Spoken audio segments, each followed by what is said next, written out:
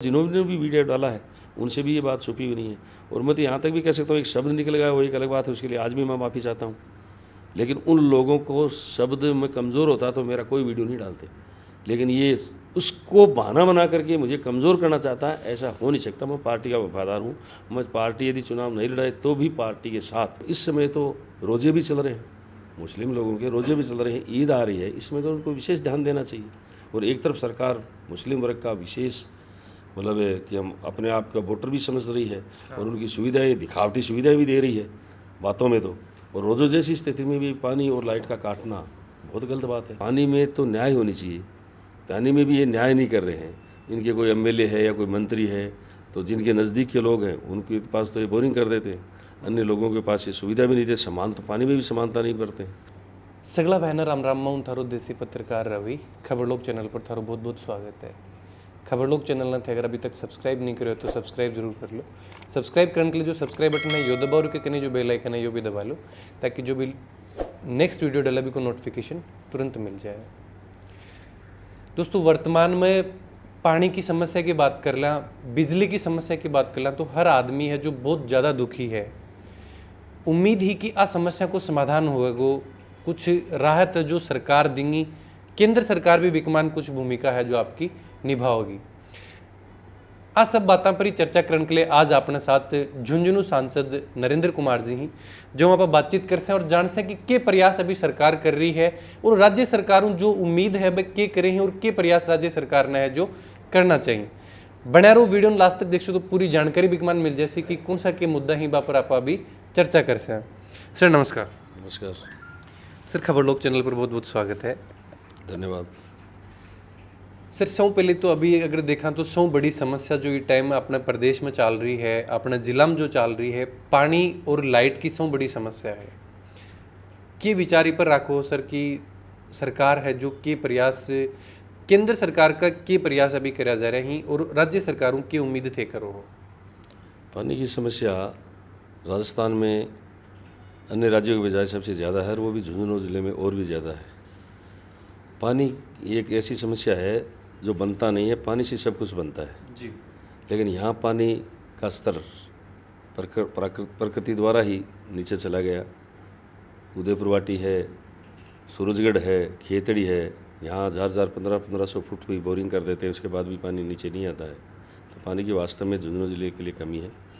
इस पानी को कमी को देखते हुए मोदी जी ने, देश के प्रधानमंत्री ने अब की बार शपथ लेते ही सबसे पहली मीटिंग में गाँवों में एक जल जीवन मिशन का अभियान, जिसका मंत्री भी अलग है, महकमा भी अलग बनाया गया है, उसमें सभी राज्यों में मतलब देश में कि पानी घर घर तक नल पहुंचाया जाए, मीठा पानी पहुंचाया जाए, स्वच्छ पानी पहुंचाया जाए गाँव के पास नल के द्वारा।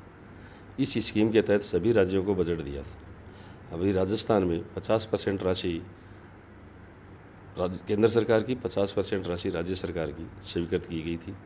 अभी केंद्र सरकार ने 2 बार बजट दे दिया, अभी तक बजट इनसे नहीं लगा है। आप विभाग से मांग करके ले सकते हैं।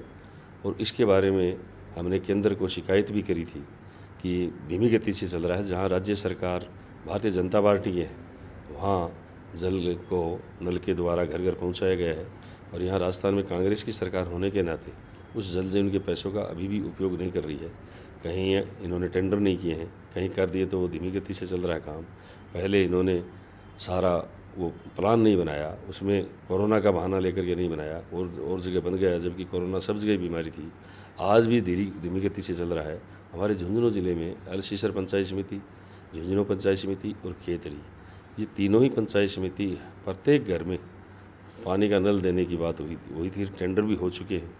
अलसीसर पंचायत समिति तो बहुत पहले हो गए, लाइनें चाली हैं, लेकिन बहुत धीमी गति से चालू। और कुओं का भी, कुएँ सूख गए हैं, वो कुएँ भी नहीं कर रहे हैं। अब राज्य सरकार के पास बजट तो है नहीं, झूठी घोषणाएं करती है। राज्य सरकार ने पहले आप बिजली से संबंधित बताया तो बिजली का वादा किया था कि हम रेट नहीं बढ़ाएंगे, रेट भी ज़्यादा बढ़ाई। 3.5 तार तक कोरोना जैसी स्थिति में कि बिल माफ़ करेंगे, उनको प्लेंटी लग करके आई, प्लेंटी भी माफ़ नहीं की। गरीब लोगों को जो बिजली में जितना लूटा, पहले इन्होंने कहा था कि हम ऋण माफ़ करेंगे, वो भी नहीं किया। न इन्होंने बता दिया, सरकार बना ली, उसके बाद में मुकर गए। राहुल गांधी ने खुद ने आपको जगह जगह राजस्थान में कहा था कि हम 10 दिन के अंदर पूरा लोन संपूर्ण माफ़ कर देंगे, 2 लाख तक कर देंगे, कुछ भी नहीं किया। आज उनकी किसानों की ज़मीन है वो नीलाम हो रही है आपके सामने। उसको सरकार रोक रही है कि एक बार रोको, तो इसको माफ़ भी नहीं किया। और पानी जैसी समस्या में गंभीर नहीं है। आज जो कुएँ सूख गए, मैं यहाँ तक कह सकता हूँ जो कुएँ सूख गए उनका बिजली का बिल वाटर वर्क्स भर रहा है और फिर भी इसको भी बोरिंग नहीं कर रहे हैं, ये स्थिति है। और पानी में तो न्याय होनी चाहिए, पानी में भी ये न्याय नहीं कर रहे हैं। इनके कोई एमएलए है या कोई मंत्री है तो जिनके नज़दीक के लोग हैं उनके पास तो ये बोरिंग कर देते हैं, अन्य लोगों के पास ये सुविधा भी नहीं देते। समान तो पानी में भी समानता नहीं करते हैं। बिजली के कनेक्शनों की जहाँ तक सवाल है, अब बिजली और पानी का मेल भी एक साथ है। अब मान लो कहीं ट्वेल है भी, यदि बिजली नहीं देते हैं तो वो ट्वेल भी नहीं चल पा रहे हैं। वो एक समस्या, गर्मी में पानी की समस्या वैसे ही कम ज़्यादा होती है। टैंकर भी डलवा रहे हैं, लेकिन टैंकर भी किससे भरेंगे जब लाइट ही नहीं दे रहे हैं? तो वो कुएँ कैसे चलेंगे, टैंकर कहाँ से भरे जाएंगे? और जो कुएँ से सुविधा लोगों के पास है उस सुविधा में पानी जाना है। और इस समय तो रोजे भी चल रहे हैं, मुस्लिम लोगों के रोजे भी चल रहे हैं, ईद आ रही है, इसमें तो उनको विशेष ध्यान देना चाहिए। और एक तरफ सरकार मुस्लिम वर्ग का विशेष मतलब है कि हम अपने आप का वोटर भी समझ रही है और उनकी सुविधाएं, दिखावटी सुविधाएं भी दे रही है बातों में तो। और रोज़ों जैसी स्थिति में भी पानी और लाइट का काटना बहुत गलत बात है। हमारी वसुंधरा के समय में रोज़ों में जब लाइट कटी थी तो हम सब एमएलए इकट्ठे होकर के, वसुंधरा जी चाहे कुछ भी करना पड़े लेकिन रोज़ों के अंदर लाइट नहीं काटी जाए, नहीं लोग दूसरे सोचेंगे कि भाई इस तरह की ये रोज़े हमेशा गर्मियों में लगभग जानबूझ के लाइट काट रहे हैं। अब सरकार भी इनकी है और ये इनके वफादारी भी ज़्यादा दिखाते हैं और वोट भी ज़्यादातर, आपको पता है कि मुस्लिम वर्ग का ज़्यादातर कांग्रेस को ही पड़ता आ रहा है और फिर भी इस तरह की स्थिति पैदा हो रही है। तो मैं तो सरकार को इसके लिए, मुख्यमंत्री को कहना चाहता हूँ कि भाई इस तरफ ध्यान देना चाहिए, इनको व्यवस्था सुधारे। लेकिन सबसे दिक्कत ये आ रही है, घर अव्यवस्थित हो जाता है तो उस घर की व्यवस्था बनना बड़ा मुश्किल हो जाता है। हम चलो राज्य सरकार के बारे में लोग नहीं सोच सकते, लेकिन एक छोटे से परिवार घर के बारे में तो सोच सकते हैं ना। 5 सदस्य है, वो सम्मिलित रहकर या एक साथ इकट्ठे होकर के नहीं रहेंगे तो वो घर अव्यवस्थित होगा। तो ये राज्य सरकार की स्थिति है।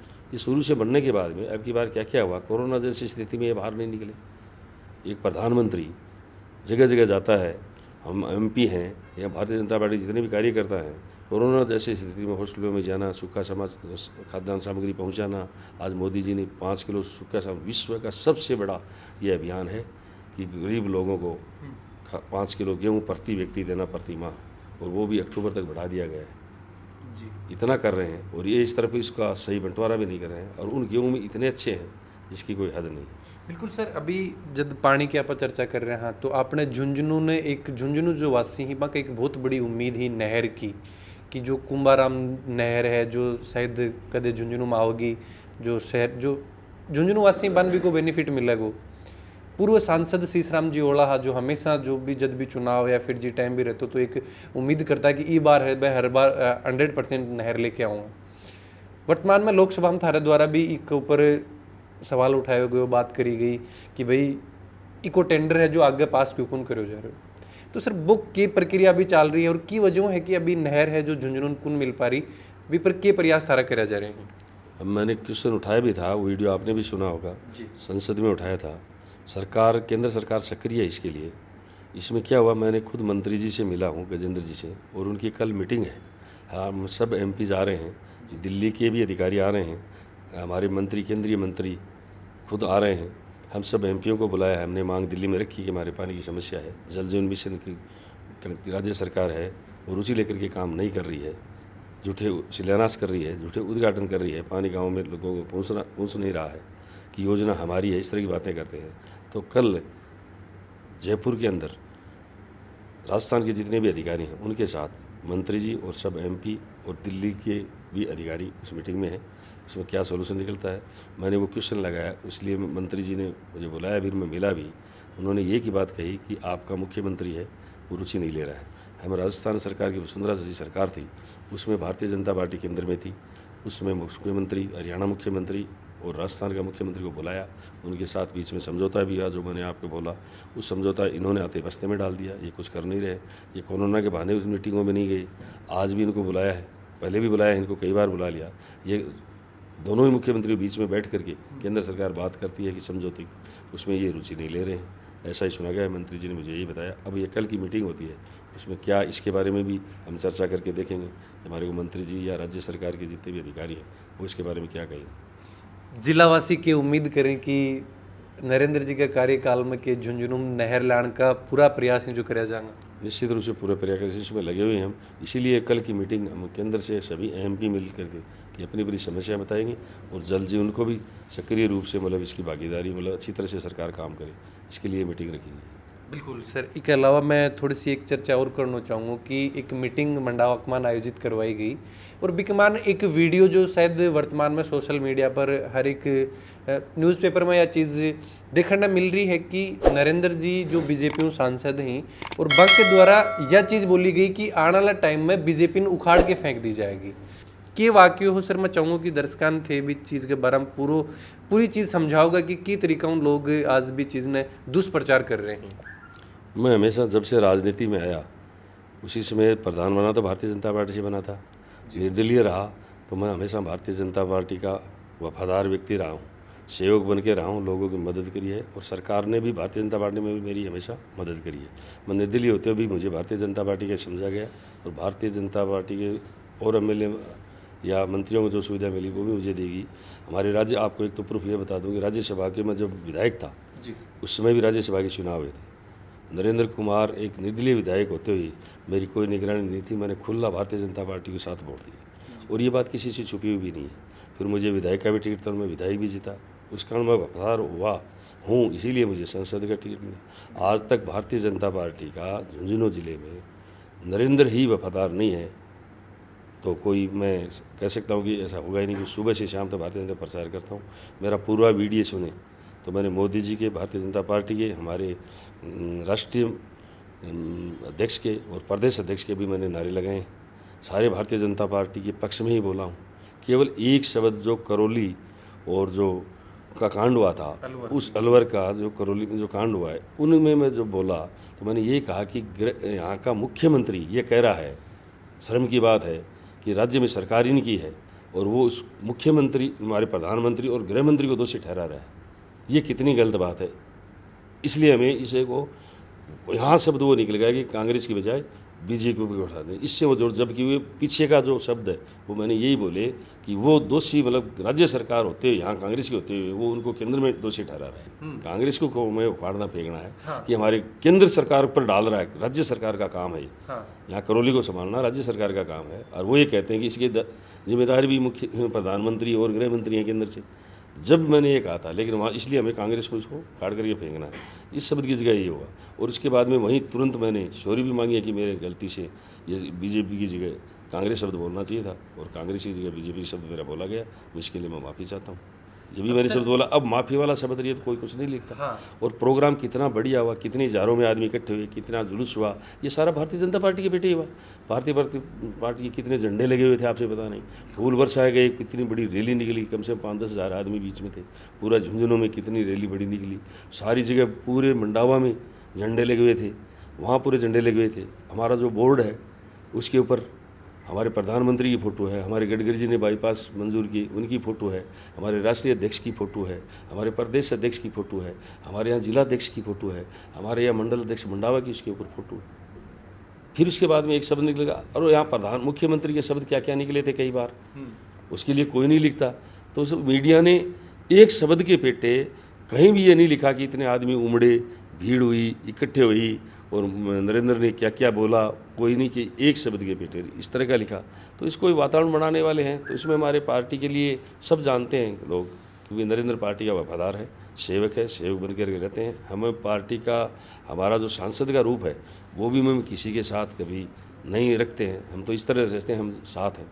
और नरेंद्र कुमार ये कैसा है कि सुबह 8 बजे से लेकर शाम को 10-11 बजे तक हम सब शादियों में जाना, ब्याह शादी में भारतीय जनता पार्टी का प्रसार करना।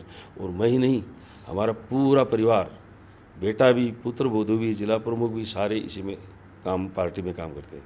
पहला सांसद है जिसने सुबह से शाम तक सुनवाई होती है, जिसमें आदमी बैठते हैं, कार्यालय खुला हुआ है, वो आपसे किसी बात को सुनिए। और जिन्होंने भी वीडियो डाला है उनसे भी ये बात छुपी हुई नहीं है। और मैं तो यहाँ तक भी कह सकता हूँ एक शब्द निकल गया वो एक अलग बात है, उसके लिए आज भी मैं माफ़ी चाहता हूँ। लेकिन उन लोगों को शब्द में कमज़ोर होता तो मेरा कोई वीडियो नहीं डालते, लेकिन ये उसको बहाना बना करके मुझे कमज़ोर करना चाहता है, ऐसा हो नहीं सकता। मैं पार्टी का वफादार हूँ, मैं पार्टी यदि चुनाव नहीं लड़ाए तो भी पार्टी के साथ मिल कर के और काम करूँगा, क्योंकि हम राष्ट्रभक्त हैं। हमने अम्बेडकर के की जीवनी भी पढ़ी है। वो यदि आनंद लेते, सुविधा लेते तो वरिष्ठ की डिग्री लेके आए बम्बई में, जब उनको किराए का मकान नहीं मिला था तब उन्होंने सोचा था देखो कहाँ गए, कहाँ से डिग्री लेकर के आए, वहाँ रहते, लेकिन उनमें राष्ट्रभक्ति थी इसलिए वो नहीं गए, सबकी बातें सुनी और फिर भी यहाँ रह करके उन्होंने संविधान तक लिखा। वही मैं भारतीय जनता पार्टी का सिपाही हूँ और उसमें काम करने, कोई भी वीडियो कोई डाले या कुछ भी करे, मैं पार्टी के पद पर न होऊंगा तो भी हमारा जिले में ऑफिस है, हमारा प्रदेश में ऑफिस है, हमारा दिल्ली में ऑफिस है, वहाँ बैठ करके काम कर लेंगे। करना राष्ट्र के लिए काम है, हमें मोदी जी के साथ रहना है, हमारे भारतीय जनता पार्टी के साथ रहना है और हम देश सेवा करनी है। क्योंकि हम जब राजनीति में आ ही गए और अब तो उम्र भी बीत गई, लगभग थोड़ी बची है, तो थोड़ी बची है उसमें राष्ट्रभक्ति के लिए ही काम करेंगे, राष्ट्र की सेवा करेंगे, जनता की सेवा करेंगे, इनके बीच में रहेंगे। हमारे आदरणीय गुरुजी मान लो, चाहे प्रधानमंत्री मान लो, उनका आदेश भी यही है कि लोग आपको पसीना बहा करके यहाँ राजा बना करके भेजते हैं तो उसकी सेवा करो, उनके बीच में रहो और भगवान जो है वो आपका तो वही है, जो जनता है वही आपका भगवान है। इनकी पूजा पाठ करें, उनके बीच में रहे, इनके दुख दर्द में काम आए। तो ये बात करी, जो एक वीडियो वायरल हो वो भी एक मुद्दो हो, लाइट कट रही है वो भी एक मुद्दो हो, पानी की समस्या आज झुंझुनू का गाँव में नहीं, झुंझुनू शहर में भी पानी की एक बहुत बड़ी समस्या है, वो भी एक मुद्दो हो। तो आप पर आप बात करी और बड़ी बेबाकी के साथ में जवाब है जो झुंझुनू सांसद नरेंद्र कुमार जी दिया। जी पानी के बारे में तो और भी बताना चाहता हूँ। मेरा लगभग बजट हमारे को 2 साल में कोरोना कांड से नहीं मिला, 1 साल मिला है और आगे भी आएगा। और जिला प्रमुख का जो भी बजट है, हमारी पुत्र वधू भारतीय जनता पार्टी जिला प्रमुख है, पहली बार बनी है, उसका बजट आप निकलवा करके देखेंगे। मेरा जो पहले का बजट निकलवा करके हमने जनता के बीच में जो बजट दिया वो सबसे ज़्यादा पानी के लिए दिया, चाहे पाइपलाइन हो, चाहे ट्यूबवेल हो, चाहे टंकी हो, चाहे सिंगल फेस के हो, चाहे स्कूलों से संबंधित हो और चाहे सार्वजनिक संबंधित हो। हमने जो भी बजट दिया है वो पानी से संबंधित, यहाँ की स्थिति को देखते हुए पानी के लिए ही ज़्यादा बजट दिया है। जी सर, अब सर और भी कोई यहाँ का प्रयास जो करा जा रहे हैं, कोई योजना है जो अभी लागू करी जाएगी, गाँव में भी को प्रसार करो जागो या फिर आम जन भी को मदद भी कमान करी जाएगी पानी के लिए? हाँ, पानी या फिर और भी कोई भी योजना? पहले मैंने कहा ना कि पानी बनता नहीं, पानी से सब कुछ बनता है, तो पानी प्रकृति द्वारा आता है। यदि बनता तो हमारे देश के प्रधानमंत्री इसमें कमी नहीं आने देते। अब हमारी केंद्र सरकार का ये हुआ है कि सबसे ज़्यादा नदियों को जोड़ना, जो पानी का बेकार बहाव हो रहा है, बाढ़ आती है, उनको उसमें जोड़ना, सब बहुत ज़्यादा बजट हमारे मोदी जी ने, मंत्री जी ने, उन्होंने सबसे ज़्यादा बजट रखा है। गंगा को एकदम साफ़ सुथरा रखना, उसके 5-5 किलोमीटर तक दूरी तरफ ऑर्गेनिक खेती करना, ये भी प्लान किया है। और 5 नदियाँ ऐसी हैं जिनको हम जोड़ रहे हैं और शीघ्र ही जब नदियाँ जुड़ जाएंगी और पाकिस्तान का पानी रुक जाएगा तो निश्चित रूप से पानी की समस्या भी हल होगी। जी बहुत बहुत धन्यवाद सर समय देने के लिए। धन्यवाद आपका, यहाँ पधारने पर बहुत बहुत धन्यवाद। जय हिंद, जय भारत। जी तो बातचीत करी, अभी जानो और उम्मीद करा हाँ कि नरेंद्र जी के कार्यकाल में झुंझुनू की जनता ने नहर को पानी जो सिंचाई के लिए है जरूर मिला, हालांकि पीने के लिए पानी नहर को जरूर पहुँचे हुए है, वो भी पूरा झुंझुनू में पहुँचे की भी आप उम्मीद करा हाँ। और भी लगातार जो भी बात रहेंगे आप मिलता रहेंगे, बातचीत करता रहेंगे। वीडियो के बारे में थारा जो भी विचार है जरूर से कमेंट बॉक्स में लिख के बताओ। देसी खबरों के लिए खबर लोग चैनल पर बना रहो। जय झुंझुनू, जय राजस्थान, जय हिंद।